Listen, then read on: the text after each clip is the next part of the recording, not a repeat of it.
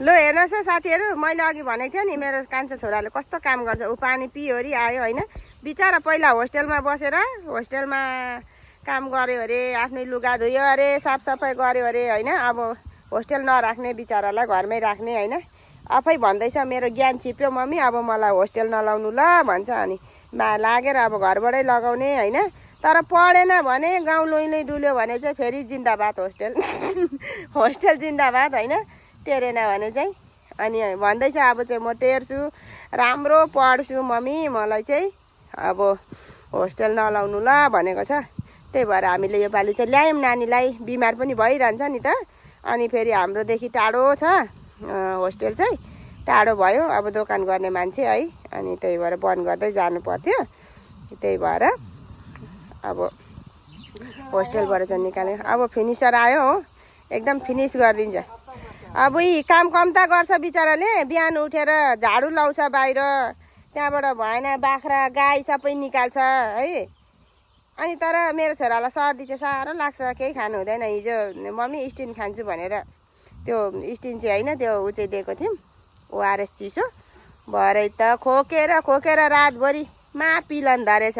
अनि फेरि उसको चाहिँ बोली चाहिँ ठुल्ठुलो नि फेरि हो, उही चाहिँ पुरा उसलाई चाहिँ खोकी नै लाग्दैन नि त, पुरा राम्रो। फेरि पनि काम चाहिँ गर्नु छोड्दैन है, छोड्नु चाहिँ बिचरा गरिरहन्छ हाम्रो छोरा, काम चाहिँ कम्ता गर्छ। अब भन्दै थियो अहिले भरे काठ पनि बोक्नुपर्छ ल भन्दै थियो। हेर्नु त यस्तो छ काम गर्नु चाहिँ, सिपालु नि अब नभन्नु न। तीनजना बाउ छोराले हेर्नुहोस् फिनिसिङ गर्दैछ। अब परालको काम चाहिँ मैले गर्नु परेन, काठ चाहिँ बोक्छु म पनि। नुहाइधुवाइ गरेँ, लुगाहरू धुएँ, घरहरू पोसपास गर्दा मेरो पनि टाइम बितिहाल्छ होइन साथीहरू। अब के गर्नु, घरको काम त्यस्तै हो। फेरि सबै काम गरेर फेरि उता जानु छ। आज काठ काट्ने आएन, काठ काट्नेलाई फोन गर्नुहोस्। हाम्रो काठ काट्नेहरू एक दिनमा काम गरेर चाहिँ सुई हो। अनि अब यो यस्तो काठहरू चाहिँ बारीभरि छ, अब हामी बटुल्नै छ। अनि त्यही अब फिनिसर हो, फिनिसर मान्छे आएपछि फिनिसर भइहाल्छ नि। ऊ देख्नु भएन कस्तो फिनिसर भयो, बाबा कति दामी भइहाल्यो। फिनिसर अस्ति पनि क्रिकेट खेल्दाखेरि चाहिँ लास्टमा घुँडा पिल्छैवरी आएछ र 3 दिन लङ्गडे हिँडेको फिनिसर। फिनिसर हुन्छ नि पुरा दामी दामी फिनिसर छ है हाम्रो छोरा चाहिँ। के भन्नुहुन्छ अब यहाँ चाहिँ साथीहरू हाम्रो पहिला गुवाली थियो नि त। अनि गुवालीमा यहाँ पाकघर जस्तो थियो, सामानहरू राख्ने। अस्ति भत्काएर काठसाट काम लगायौँ हो। अब फेरि काठको जरुरत छ हामीलाई, के गर्नु, काठ भन्ने जिनिस चाहिँ पुग्दैन हो। त्यस्तै हो होइन। अब के भन्नु र, यो गमारी पनि ढाल्नु छ, आएकै छैन मिस्त्रीहरू, कता गयो काठ काट्ने मिसिनरहरू। अनि अब यस्तो सुक्खामा हेर्नुहोस् त, लु बिचरा आमाले सब्जी लाउनु भएको अरे केही उम्रिँदैन। अनि यस्तो सुक्खामा के उम्रिन्छ होइन भन्नु त। ऊ त के अरे सुपारीको बिउहरू, तामुलको बिउहरू सब सुकेर हेर्नुहोस् न कस्तो भएको छ, हामी सबै शेष भएको छ। ए हो देख्नुभयो यस्तो भएको छ, बिजोग बिजोग बिजोग के भन्नु र, सुकेर सब शेष।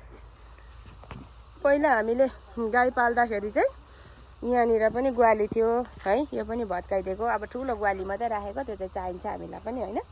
अनि त्यही भएर राखेको। बिचरा आमाले धनियाँ रोप्नु भएको अरे, हेर्नु त पुरा दुबो पो फुलिरहेछ। अनि अब चाहिँ कोदो फुल्यो होइन, अब चाहिँ दुबो फुल्यो बारीमा भन्ने बेला भएछ। हाम्रो चाहिँ यस्तो बिजोग भइरहेछ हो साथीहरू, हेर्नुहोस् न। अब सटरिङको लागि काठहरू चाहिँ निकालिराखेको। प्लान चाहिँ हामी अब घर बनाउने छ होइन। अब के हुन्छ हेरौँ, सकिन्छ सकिँदैन। काठ चाहिँ काटिराखेको, प्लान मात्रै हो अहिले। भइहालेछ भने त हजुरहरूलाई अपडेट दिइहाल्ने होइन। अनि अब यो सब रुखहरू ढाल्नु छ, काट्नु छ, छैन यो काठ काट्नेहरू कहाँ गयो भयो। सटरिङको लागि चाहिँ सबै हामीले चाहिँ गऱ्यौँ होइन। यो चाहिँ सिमल थियो, सिमल ढालेर सटरिङको लागि। अनि अझै यो गमारीहरू पनि काट्न लाउनु छ। यहाँनिर केही काम छैन, खालि सेप मात्रै हुन्छ। अन्त भन्नुहुन्छ भने बगान त ठुलै छ, तर के गर्नु, तामुल लायो भने पनि सुक्छ, केही छैन है। हेर्नुहोस् न काठहरू सबै लथालिङ्गै छ। अनि छुट्टी भएको बेला चाहिँ लु काठहरू चाहिँ सब थन्काउनु पर्छ। अनि त्यहाँबाट भनेको आधी चाहिँ दिन अब बिहान चाहिँ पराल राख्दा गइहाल्यो, केही छैन पराल पनि राख्नुपर्छ होइन। अनि अब यो बोक्छौँ हामी 4 जना भएर। सानो छोराले त बिचारा के बोक्थ्यो र काठ, त्यो भने मात्रै पराल चाहिँ बिचारा हल्का हुन्छ र लगाएको। ठुलो छोरा म बाबा चाहिँ भएर अब काठ बोक्ने। कति मान्छे लाउनु होइन, आउँदैन पनि, फल्ना जग्गा जानु छ ढिस्का जग्गा जानु छ भन्छन्। अनि अब हामी यो चाहिँ बोक्ने यहाँ बारीमै राख्दा पनि हुन्थ्यो होइन। अब फेरि हामी घरमा हुँदैन, घरबाट टाढो हुन्छ। अनि हामी दोकान गइहाल्छौँ भोलिबाट त। अनि आमा मात्रै हुनुहुन्छ, अनि भरे कसैले एउटा दुईवटा टिपिदियो भने पनि भन्नुहुन्छ आमा। त्यही भएर ल त साथीहरू, आजको लागि यति नै। By by. हजुरहरूलाई म अपडेट दिँदै गर्छु है। By by.